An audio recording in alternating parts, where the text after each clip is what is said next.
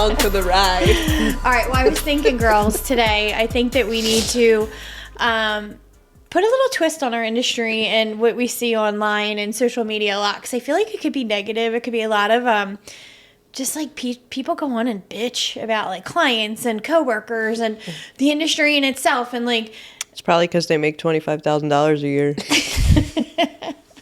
Word All right. on the street is. Well, I want to try to add like a positive twist to this. And like, I want to talk about what is good in the industry. Like, what draws people to work in this industry to begin with?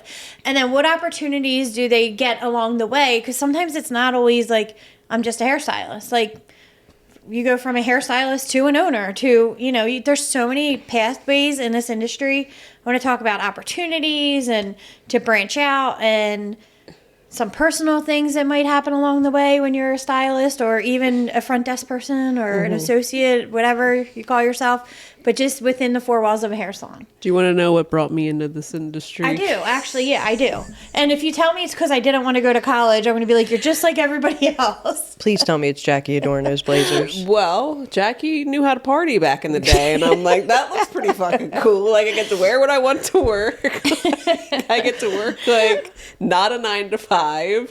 And I get to make some money doing it. So, like, sure, sign me the fuck up. Like, So really, is that what drew you to I mean, being a hair- yeah, I was like a kid. You, as a kid, like you were I you was were a like high 8. school student that needed to figure out your Wait, next move. can we Right. just And mention I'm Jackie is Alicia's mom? She's my, what is it called? My what is? You're her protege? Yeah, I'm her protege. Paige, I just totally envisioned you being interviewed on your first job. And you know how like we hear so often, like, I just knew from when I was a little girl that I used to play with Barbies and I love doing hair. No, Alicia's do you like, want to know what I said? yeah. I'm like, I don't know what you want me to tell you. Like, I won a bikini contest. Like, I'm a really hard worker. Just hire me. And you got the job. And I got the And job. if you don't hire me, the salon down the street who's your competitor will. And you don't want that. All right, can I I say don't that? recommend that in today's I gotta say, age. this is actually coming, like, I'm going back to day one at Jean Madeline, JMU. Day one at Jean Madeline, you and I are reintroduced in this moment. Jackie was there. Jackie was there. And I'll tell you what, Can we Jackie... can we say who Jackie is? The audience my does mom. not know. My Jackie mom. is Alicia's mom, who Yeah. is fabulous. If anyone ever gets the You just love opportunity her. to see Yeah, her, from meet her, head to toe. follow her on Instagram. But what I'll say is that... she will blow you away on all levels. I think something that attracts people to the industry is this exact thought that I'm about to share, is that Jackie showed up to Jean Madeline dressed. Like, I can remember, she had hair down to her ass. Yeah. She was like Pretty a sure vibe. she had like white knee-high boots on. Literally. Yeah. And I swear I like actually think that because I go back to Christine also Yeah. when we were younger. And Yeah. like there was just an attraction to Christine because she was always dressed to the nine. She always had these like incredible Yep. like curated outfits and super creative and fun. And I think people are attracted to that. And Yeah, It's for like sure. it girl vibes. it like, feels fun, exciting. Like we're not dressed like the professional, which sometimes we are, but now like we are. Now we're fucking losers. Like straight out of Banana Republic. We're like Banana Republic with a twist. But seriously, you know, like we're the anti-teacher. Like we're the anti. Which shout out to one of the teachers at St. Mary's because she always looks so freaking cute, and I tell her every know time. Exactly what you're talking about. But basically, yeah, I think like there's an attraction to that. Like you get to wear cool outfits and dress, and there's this like fashion part of our world that I think most industries don't offer or have. Yeah. It's almost like the things that we get to wear to work. Like you walked in anywhere else and they'd be like, "What the fuck?" Oh, you So- should see some of the looks I get when I go in the Wawa. And I don't even dress like crazy like some people do. I'll go in the Wawa in the morning and I'm like, people are like, did she just like get home from her night job? Like, Really? yes. I mean, like, so funny. I feel like it's 7 a.m. when you walk into a Wawa to grab coffee and like, it's all like construction guys Yeah. and they're looking at you like, where the hell did you just come from? And I'm like, my day's just starting. Yeah. That's so funny. But I feel like that portion is probably an exciting part that like young kids, you know, like I think about the people that work for us now. I'm thinking about Ava and Logan and some of our other apprentices that are, you know, just getting into the industry. I feel like the attraction is just the excitement around it. Like there's exciting things that happen in our industry. So I do think that's part of it. I think there's such a draw on so many levels though for our industry, not just fashion. 100%. But And that's what it is. I mean, I think that the creative kids, the kids that are creative, that aren't, you know, the scholars in school, you know, shout out to you if you didn't do great on the SATs like myself, 840 and proud. But basically, Seriously. yeah, yes, 840. And like one is done. When she gets her big beach house down in Avalon, you know how they all have their college flags hanging. She's Like, getting an don't they give 840 you like flag. 600 points just to write your name? She's got the 840 out flag of outside of her big 1600 is beach going house. on my flag in my Avalon beach house, just so everybody knows. But no, seriously, I think that there's a world of creative kids that aren't meant for the track that the world Right. pushes on you. And I so just true. think that, especially for girls, like guys, men, So many male trades. I there's feel trades. Like. There's a lot of trades you can I get shouldn't into. say now because a lot of females are getting into them now. But like typically, like growing up, Yeah. you know, you called an electrician Yep. or a plumber, and they were typically a male. Yeah. Now you might get a female. So if you're one of those kids in high school, you know, and you're considering a trade, I feel like you somehow get filtered into the cosmetology world. But listen, sometimes it's great and sometimes it's not. I think another big draw is like the socialization of it too. Like you're not sitting at a desk like by yourself all day long. Like if you're somebody who doesn't shut the fuck up, like come on over because you're gonna thrive in this industry. Oh my God. Yeah. I said that last week. I like walked into the break room and they were just, you know, they were just going off about whatever. And I just like looked around and I'm like, you know what? Like, how grateful am I that like this is the industry? These are my people that I get to spend 8 hours of my day with. And I'm like, you know, it's like almost like a sisterhood. Like we come in and it's just like a connection that is so like intense, and it's just it's amazing. well, it's funny to me that like, so out of all three of us, none of us are saying our draw was hair. Like hair was not the number one passion. Like for me, it was travel. Like I was like, oh great, I have an opportunity to get into an industry and I can travel. I can do Miami, Vegas, New York. We're so all these shallow. cool Like I wanted to places. look pretty and like wear Well, I boots to work. Yeah, like I could meet people from all over the world, and I love meeting people and like interacting. Like for me, that was the draw. It wasn't hair. For you, it was We wanted to Jackie. and travel. For you, it was the fashion. Like this No, is so funny. for me, it wasn't the fashion. So what was it? Just not having to go to college? No, I think it was the creative side, which is interesting because I think in high school, I was not like, I'm not an art person. That's not Yeah. where I am. But I'll tell you what, if I was not doing hair today, I would be in design. I would be in, not fashion. Oh, architecture. Like marketing. Yeah, Monica marketing, would like to be building houses. architecture, interior design. Like that is where I thrive. And that is where, Yeah. if I'm not doing something, like even now, like, you know me, my area of expertise in our business is design. Like I like to make sure everything looks beautiful and perfect. And, you know, with the workbooks that we're creating, like, everything has to be like thought out and aesthetic. And that's the creative side within me. And if it's not fulfilled, I have an issue. So I think that's what drew me into the industry. Right. Leash, if you weren't doing the hair industry today, what would you be doing, do you think? I honestly don't know. You don't know? Nothing with like no. fitness or anything? I feel like you're so passionate about that. I mean, that don't pay the fucking bills. Come on now. You know what pays the bills? A rich husband. So if Heather just wasn't kidding. in the industry, we know what she'd be doing. I'd be like on all them websites with all those entrepreneur men that make buku money, trying to make one of them fall in love with me.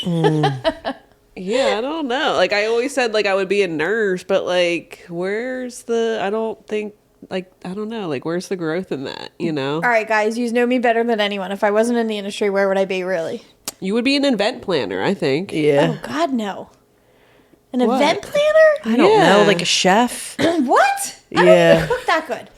I would be a pre-K 3 teacher. Yeah, Or that's pre-K definite. 4. That's so funny. All right, but let's talk about like some really cool things about our industry and what it has to offer. So aside from like the creativity and the fashion, I mean, there's fashion shows. You can end up as a stylist and then one Yeah. day be doing hair in New York City at Fashion Week or Yeah. Milan and all over the world. Like there's definitely crazy opportunities. Give me some things. What else can you do? You could be like an ambassador for a brand. Yep. An educator, private educator. I think that's awesome. The education piece, I love. I mean, look at our company now, like how many roles we've created. Like, Yeah. I wouldn't think about that, like getting into the industry because of that, but there really is a lot of opportunity with like marketing, managers. And we typically do it all within our company. Like we're Yeah. not hiring outside people to do that. Yeah. Mentors, like you can become a mentor. You can work 2 days a week and make a lot of money too.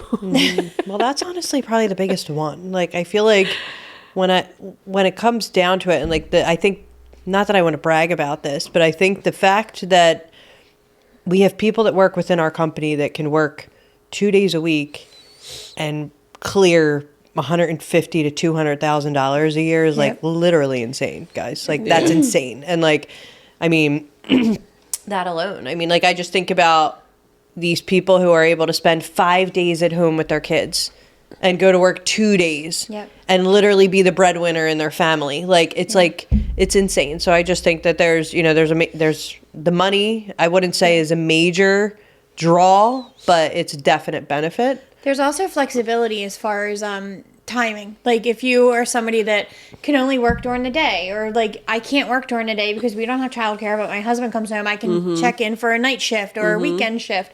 Like it definitely gives some balance to family life as well. For sure. Flexibility, you can move, things around when you need to.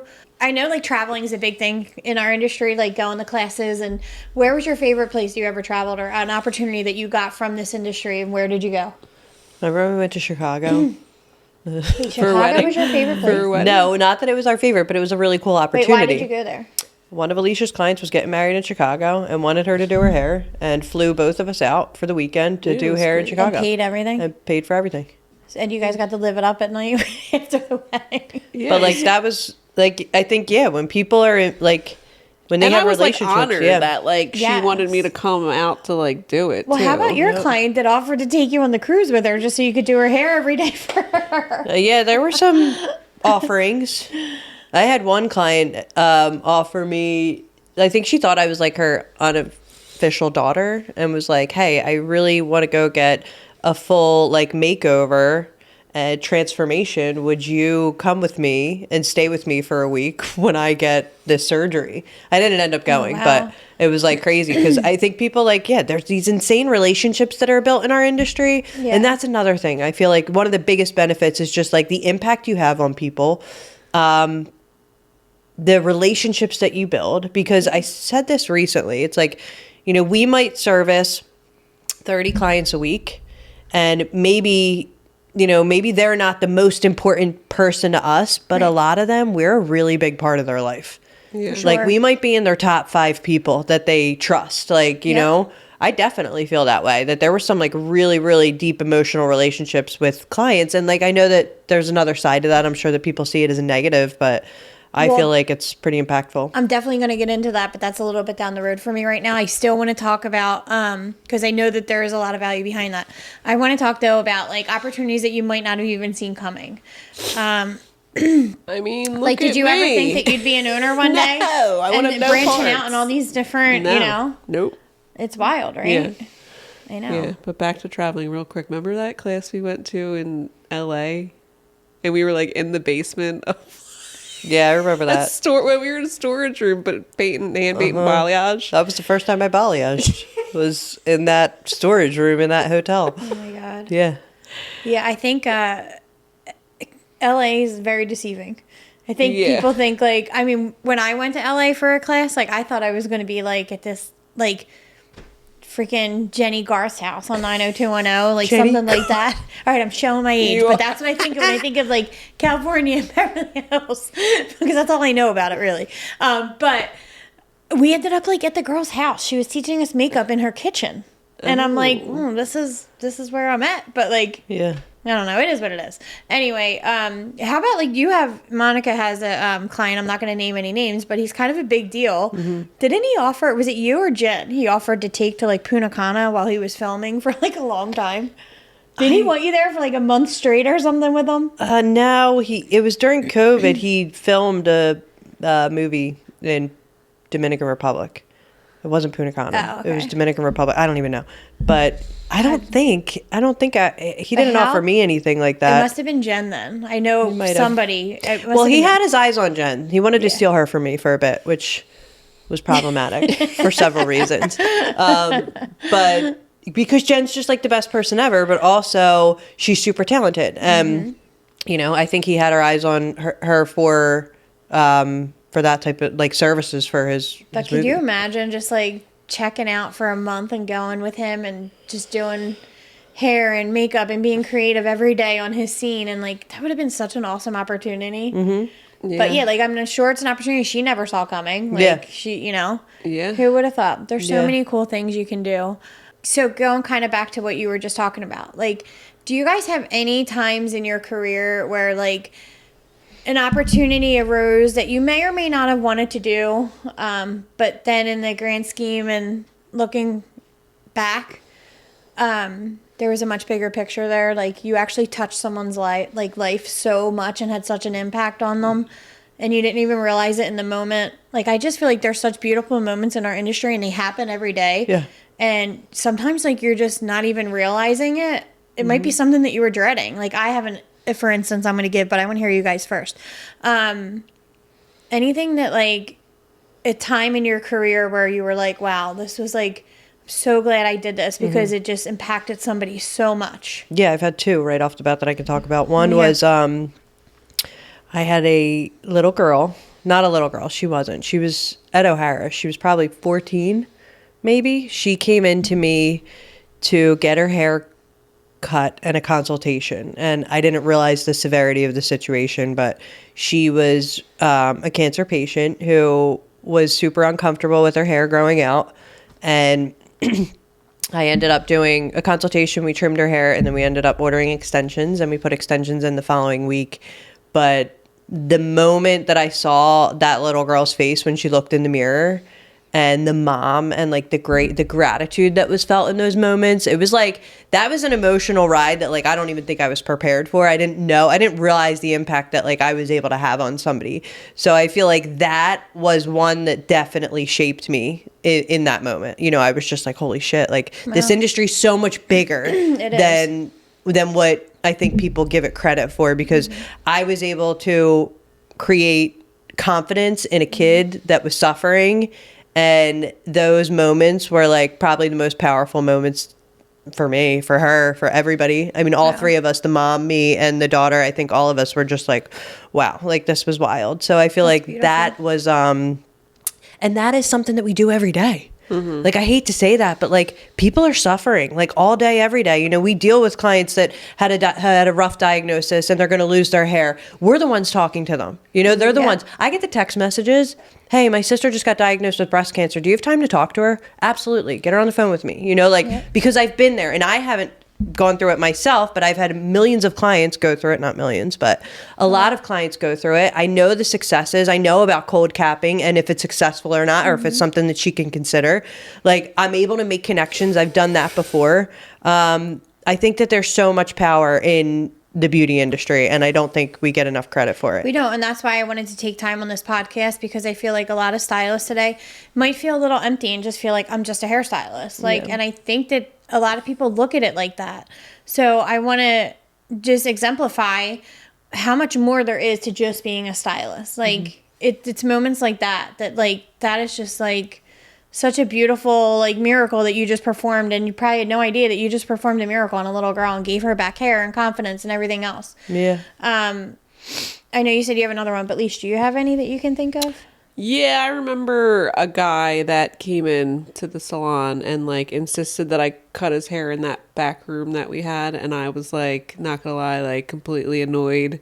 Like, why do I have to do that? And then when the guy came in, he actually had like a toupee piece, and he was like super self-conscious about Taking it off in front of people, and like, you know, having people see what he looked like without it.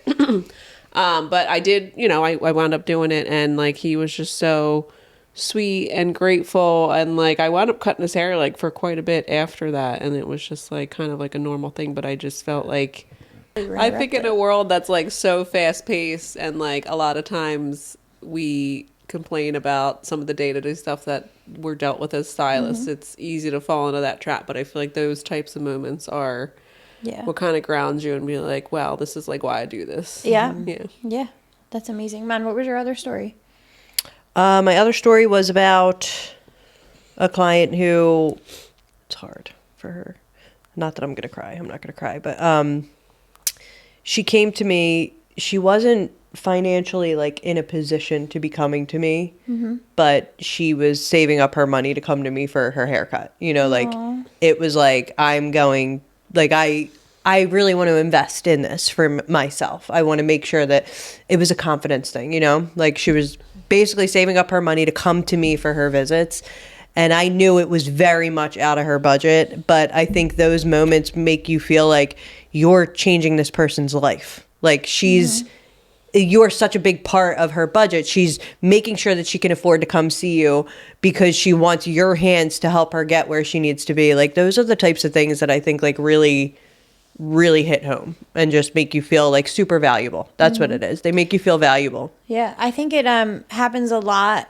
Like you said, it happens every day in this industry, but I think the real value is knowing or being able to recognize those moments and like just taking it all in. Like I just know for us, like there was one time I can pick out at our salon, something really special happened there, and in the moment it was going to be, we were kind of like dreading it because we knew it was cancer diagnosis, a patient, and it was time to shave her head. Do you remember? Do you know what I'm talking about? Yeah. Okay. So we were all very upset because she was someone that was close to us. Like she's been coming to us for years. And we knew this was going to be such a dramatic time in her life that she was going to come in and shave her hair off and, you know, fight this battle and face it head on. And I think everybody was dreading it. And then in that moment, she came in and she had a support team of her family and they all showed up for her. And they all ended up shaving their heads with her. And I thought it was beautiful. But the most beautiful thing about it was there was more than just support. It was a celebration. She brought in a bottle of champagne and handed it to you, to Monica, and said, don't open this. We're going to open this together when I win my battle. And like, I just thought like, wow, what a beautiful moment that she thought enough of our salon to share that. Because like for me, if that was me, like I'd probably be in my shower, bawling my eyes out, shaving my own head, feeling sorry for myself. And just like, I just give so much credit to her. And I'm like, it's just so amazing that salons and stylists get to be part of people's lives like this. Like I'm crying thinking about it, but and then it's absolutely beautiful. And I can go on and on about different scenarios, but this industry just brings so much more than just a good haircut or a good color to anybody's life. It's funny because I feel like she's a true testament to like God giving people certain battles. Oh my goodness. For a reason. Like I feel like she's like Joan of Arc. She what like she's been through really made something out of the situation that she was dealt. Not only that situation, but a couple situations. And I just think like it's what you said, like to make something so beautiful out of something that could really like ruin your life is and like powerful. For me, like my story that I have, and like it's like, I don't know, it's kind of like an odd thing, but like I think about it all the time. Like I had an aunt, we have an aunt that we grew up with. She was more like a second mom to us. We were super close to her. And she passed away. And it was like a really hard time in everybody's lives. And I'll never forget my uncle, the day of the funeral. I had so much going on because like I had to be in the city, and the city was having like this big marathon, so like parking was going to be an issue. Like I was dreading going down there.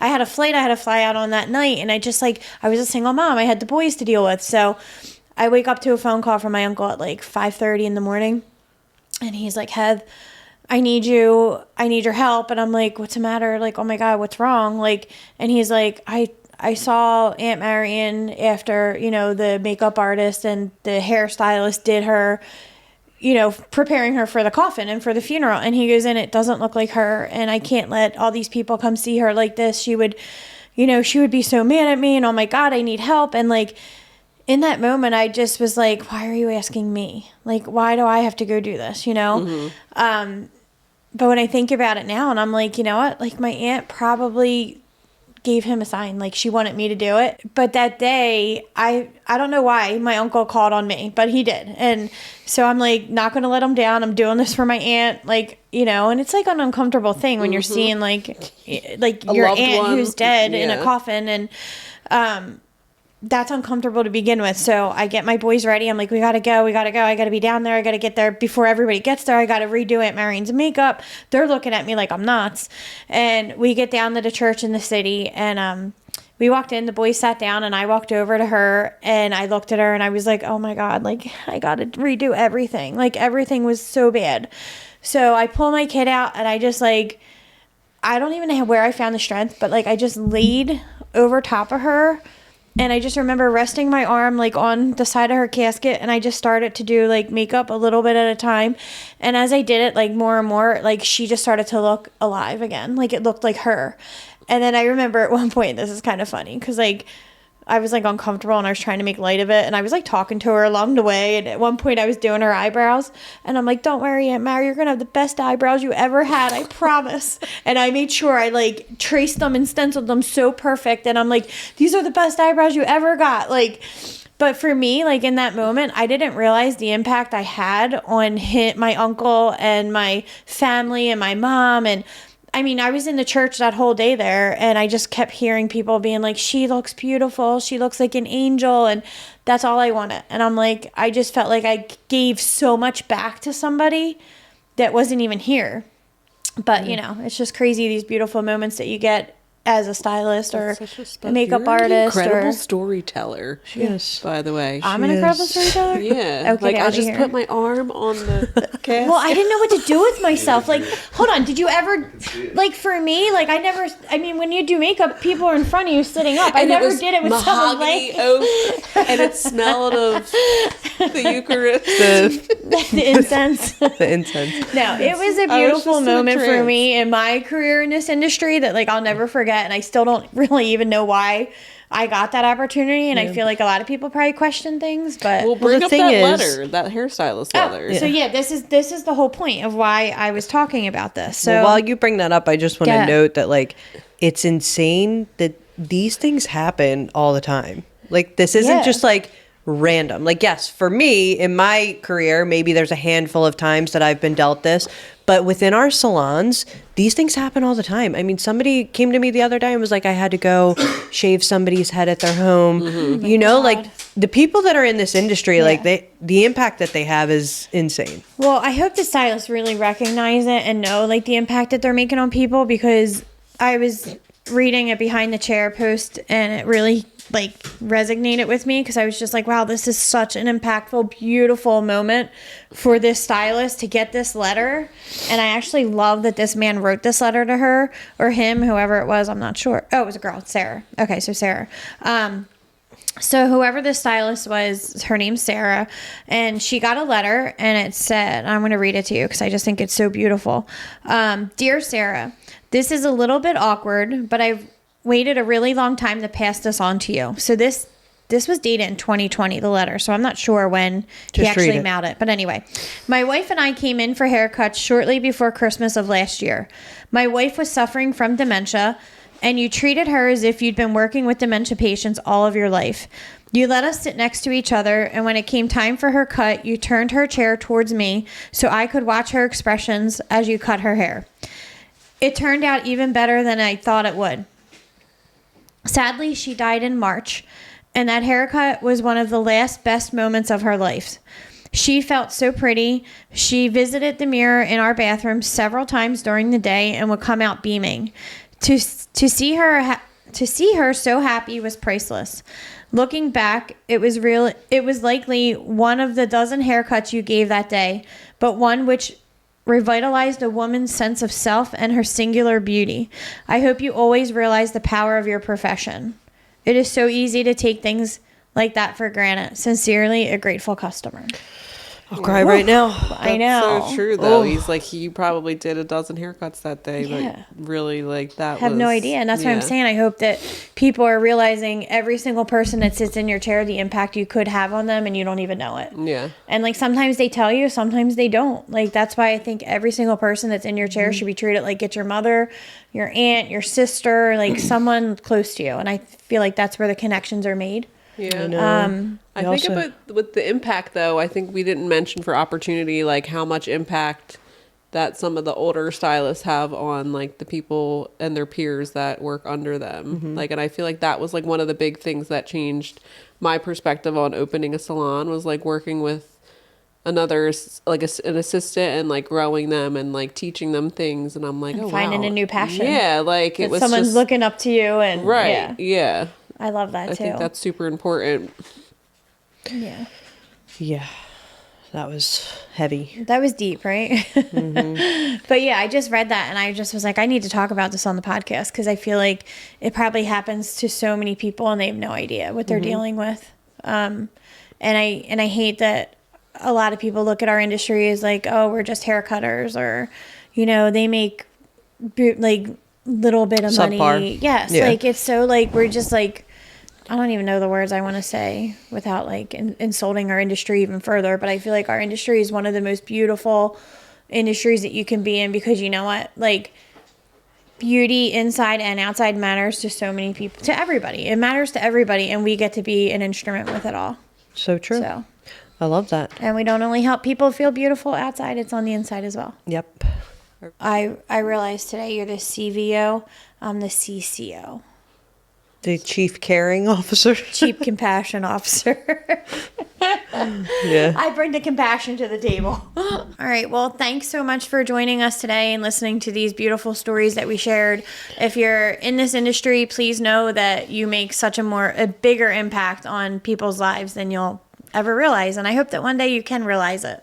And if you're out there listening, don't forget to like us on Instagram, follow us, subscribe. Our Instagram is at the Go Ham Podcast, and our website is gohampod.com.